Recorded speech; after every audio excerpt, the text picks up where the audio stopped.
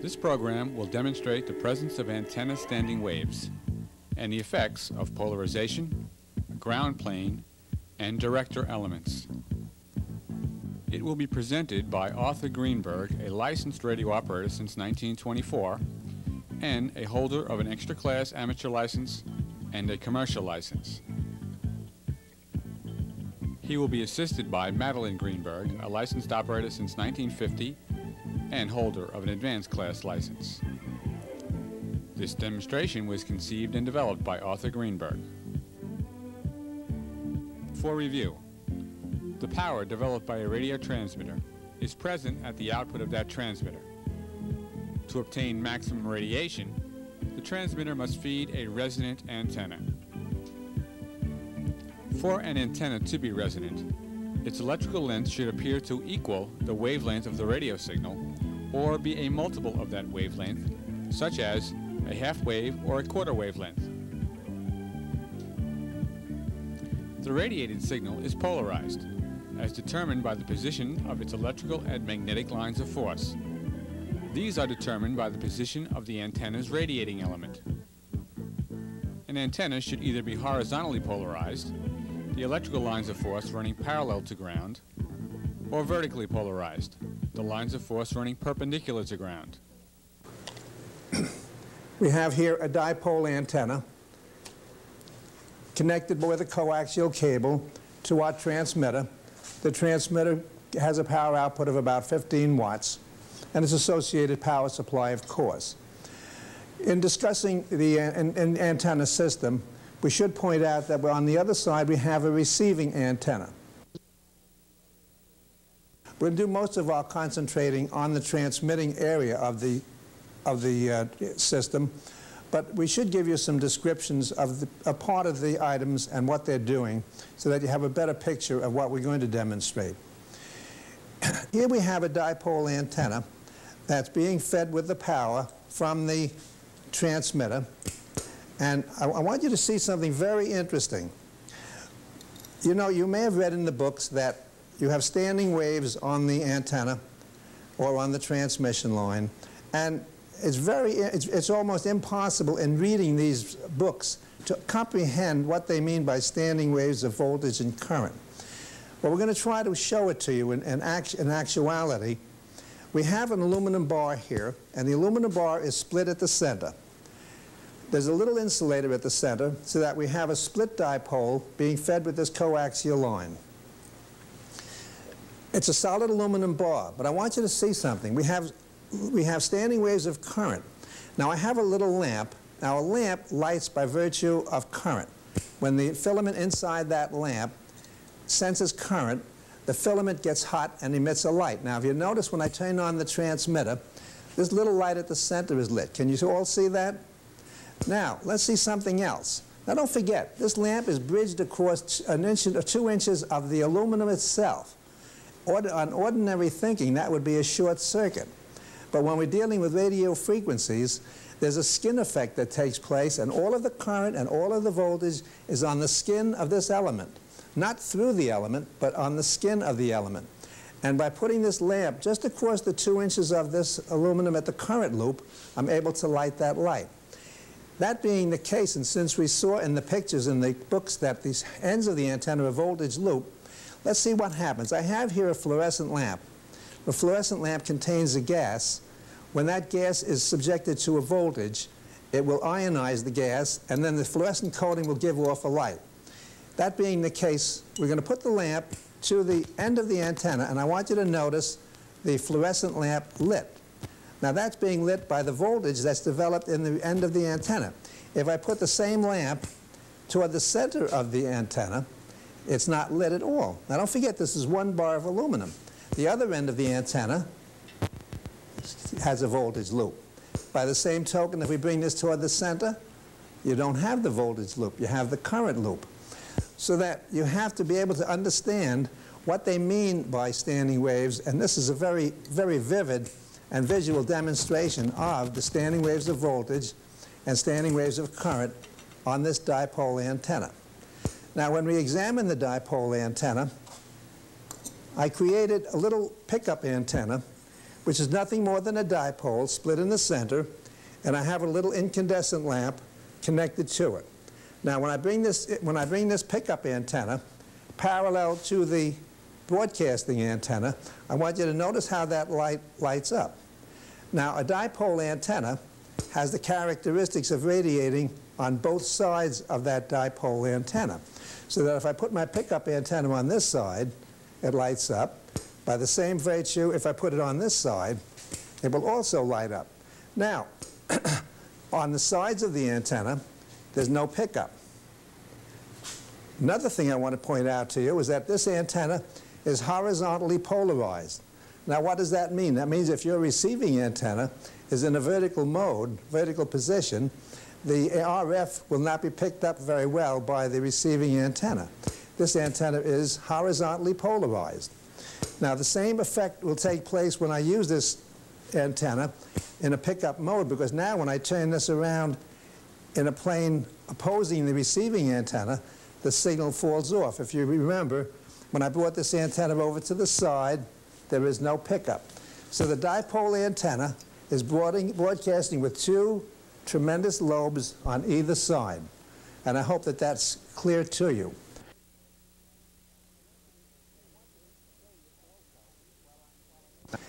I wanted to show you also, while I'm in the dipole area, the polarization of the antenna. If you remember on the dipole antenna, when it was horizontally polarized, I was able to demonstrate to you the polarization. Now, I have an antenna here that's a half wavelength long. It's 38 inches long, but I bent the ends down. I bent the ends down for a specific purpose. I wanted you to see that this antenna still has its voltage loops at the end, okay, and the current loop at the center, so that our electrical field is in the center where the current is, and the electrical field is the one that sends out the radio waves. Now, with this bent dipole, I want you to take a look at the polarization. Horizontally polarized.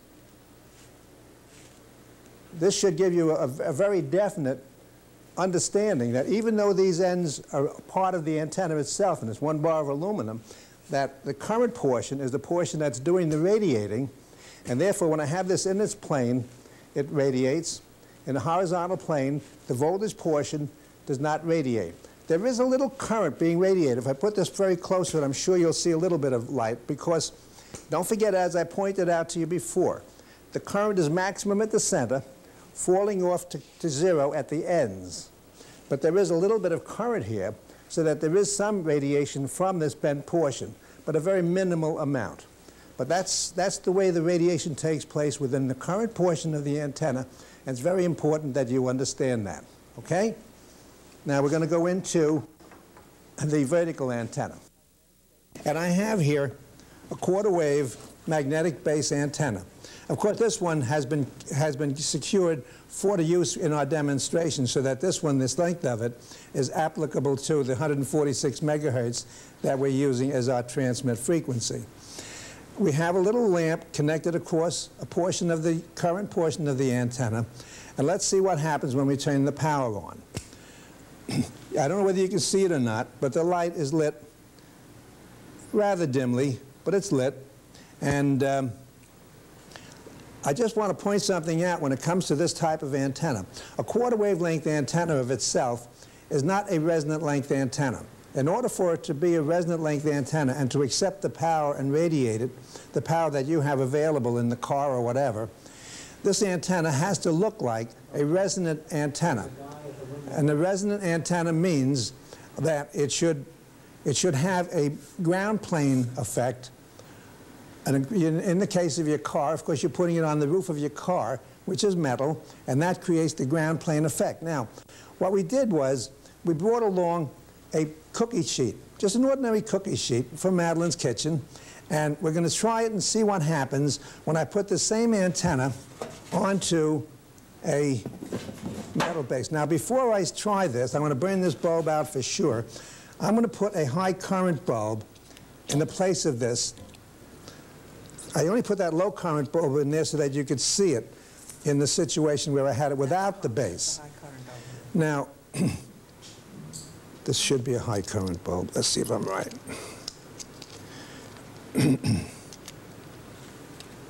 Oh, let's try it.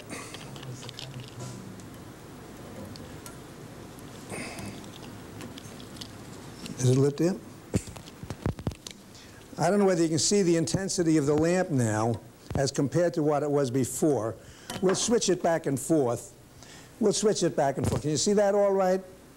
Okay. I'm going to switch it back. I'm going to take this metal plate off. Look at the brilliance. Okay, turn it off.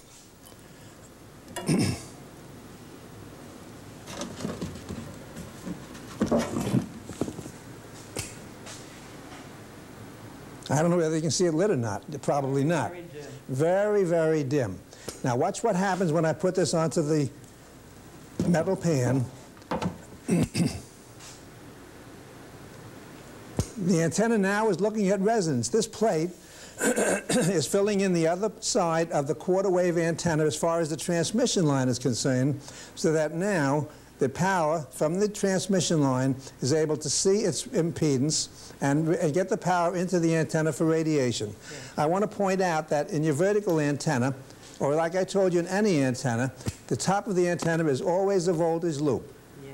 The same thing, if I go back to the current loop, the same lamp will not light. Don't forget, this is a bar of metal, stainless steel metal. When I put this at the voltage portion of the antenna, the standing waves in here are such that we get the current loop at the bottom where we can light the incandescent lamp, and the top of the antenna is a voltage loop where we can light our fluorescent lamp.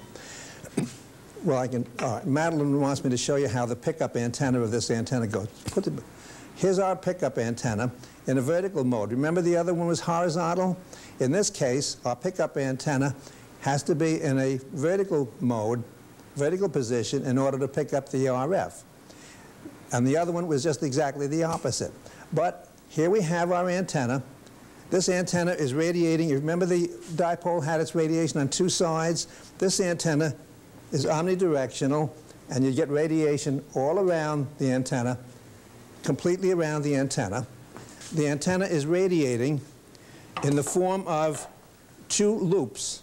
Not two loops, but a loop, like a donut with the RF coming off the sides of the antenna, 360 degrees around that antenna. Now, while we're in the vertical antenna, I'm going to go to a different type of vertical antenna. I simply have a vertical antenna here, and I'm going to put it into this receptacle, and I'm going to bring my coax line from the termination of the vertical antenna that I'm placing here. Okay? And I'm going to put this back onto our transmitter. And we'll examine the characteristics again of this vertical antenna.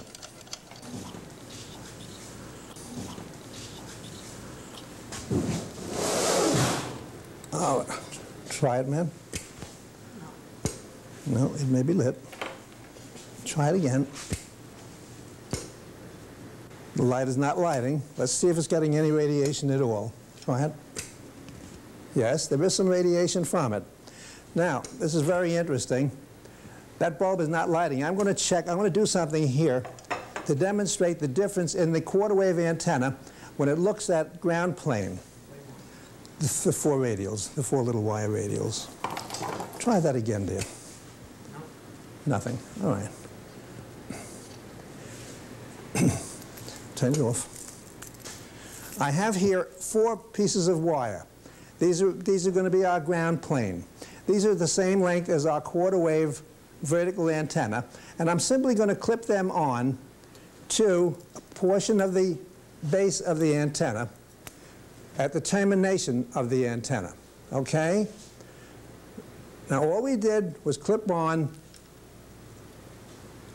and create a ground plane effect. Now I want you to see something. The lamp that was lit so dimly before that you couldn't even see it lit now lights brightly, and now there's no question about pickup from the antenna. Can you see it? No question about the horizontal vertical plane of this antenna. And we're going to examine this antenna with a little care and see what we have here. Because here we have a situation where we're using a ground plane. where these four pieces of metal are quarter wavelength long in an opposite plane to the vertical itself. And these wires here are not looking at themselves as part of the antenna, but rather as part of the antenna system. They are acting as a reflective surface so that this quarter wave antenna is seeing its image by virtue of the ground plane wires, and this termination that we have from the coax line is now looking at a resonant antenna and being able to radiate the power, accept the power. Before, when I had these radials off, it would not accept the power. Now, we have to examine, well, let's see if we have our voltage loop. Oh yeah, there's our voltage loop, no question about it. And there's our current loop where the lamp is lit. Okay? Now, we want to examine this with a little care just to see what's doing here. If I were to take off 3 of these radials, okay? Now let's examine this now and see just what do we have. If you remember before when we had the dipole antenna, we had a bar of aluminum, and each side was 18 or 19 inches long, quarter wave, so that the total length of the antenna was 38 inches in the resonant length. Well, now we have a strange phenomena. We actually have here a bent dipole. Here's your vertical, and here's your other part of the dipole. So that now you don't have a vertical type of antenna. The radiation from this antenna will not be the same as we had before when we had a true vertical antenna with our donut all around it. Here we have a distorted quarter wave antenna, not a distorted antenna, where the plane of each one of these legs is almost at 90 degrees angle to each other, so that you'll have cancellation, you'll have various things happen to it. What I'm trying to bring out is that if you're going to put radials on your antenna system, on your vertical, make sure that you put enough radials on, at least 3, so that the antenna is going to act as a vertical antenna. See, this here will have a voltage loop now, here, okay? And you'll have a vertical loop here, because we now have a dipole antenna. If I were to put back the radials, and put the 4 radials back, I want you to particularly note also that everything here, I'll use the word haywire, was just put together from normal formulas in the book. Nothing was done here to create an effect. If I were going to do this in a professional way, I'd have these radials nice and straight, and I'd have them uniform and tightened on really wonderfully. Now, I want you to see something. I have my power on now, and these are not radiating. Do you remember they don't have a voltage loop on them? If you recall before, when I had the one radial on, it was a dipole, therefore we had a voltage loop. But because we have 4 radials, and because the antenna itself is looking at these radials as a ground plane, not as a portion of the antenna, radiating portion of the antenna, but simply an image of the vertical itself, we now have a true quarter wave antenna that's radiating the same as the one I showed you on the car, the one on the mobile, where we have our donut all around this antenna and radiating out 360 degrees around it in the form of a low angle of radiation. Okay? I think that'll take care of the knowledge that we want to learn about vertical antennas. And we'll see if we can fill you in with some other information. We're now going to demonstrate a different type of vertical antenna. It's commonly known as a 5/8 wave vertical antenna, used in mobile installations or in fixed installations as well. You can see the antenna here. You notice it's quite a bit longer than the antenna that we demonstrated before, but it's cut for the same 146 megahertz. What we have here is a 5/8 physical length of the antenna. Now, actually, in reality, this is actually electrically 3/4 of a wavelength long. But this little coil in this base is picking up 1/8 wave of the resonance to create the resonance, okay? So now we have an antenna. I told you it's mechanically 3/4 of a wavelength long. Being 3/4 of a wavelength long, I told you originally that the end of the antenna is a voltage loop. If the end is a voltage loop, then a half wave down from the end, we have another voltage loop. So that if I put the lamp up here, Okay, can you see the light lit? Now, if I bring the lamp down here, to this point here, you notice I also have another voltage loop. I will not have the voltage loop down here, shouldn't be anyway, down here, because this is the current loop. Now, as I pointed out before, the radiation characteristics are such that the current loop is the portion that's sending out, has the electrical field is sending out the radio waves. So that at this point here, we'd have our radiation, and we'll also have radiation from the electrical field that's developed in this portion of the antenna. And what happens is both radio waves meld together, and they'll find that this type of antenna has a little bit added gain because each one of these radiated electrical fields or radio wave fields is reinforcing each other. So that the 5/8 wave antenna is a very interesting and very effective vertical antenna for the purpose. Now we're going to create what is known as a yagi or beam antenna. We have our dipole antenna, just the ordinary dipole antenna. Now we're going to put elements. So we have a wooden boom here, and we're going to have elements here. Now this is a reflector, which is 5% longer than our driven element, okay? Now we have two directors. This is the director 1, which is about 5% away from the driven element, and I have a director number 2 here. Now these are not connected in any way with our driven element, with our dipole driven element. And yet, I want you to notice the reaction of this antenna. I don't know whether you can see how bright this lamp is. You remember with the dipole before I had to have it quite close to the antenna to get it to light up? I want you to look at this, and I want you to look at the polarization. Okay? Horizontally polarized. And you'll find that on this antenna, the signal will fall off on the sides. See it? Very sharp. You had to leave that on, please. Can you see it? So we have a very forward loop. Now I want you to notice something particular on this antenna. I'm at the back of the antenna, right? And the transmitter is on. You can see the little incandescent lamp lit. And I want you to notice that there's absolutely no pickup. Well, there is some pickup, not enough to light the light. But I want you to see the front to back ratio of this beam antenna. The reflector is 5% longer than the driven element. What happens is the radio frequency waves are building up and collapsing on this element at 146 million times per second. When you put a longer element here, it takes a little bit longer time for the RF to bounce back and forth on the element. Difficult to comprehend, but understand it. As soon as we put a reflector behind that driven element that's 5% longer and spaced a reasonable amount behind it, it forces the signal to go in that forward direction. By the same token, the directors, being 5% shorter, will take less time for the RF to build up on them, and it causes a reaction, a phased effect, that forces the signal into that forward direction. The beam antenna or yagi antenna is extremely effective, and the gain from it, as you can see, is simply tremendous. It gives you a good idea of the difference from just any old kind of an antenna to an antenna that has been designed for an effect. Now, another thing I want to show you, these elements are not connected to the driven element, but I want to show you something.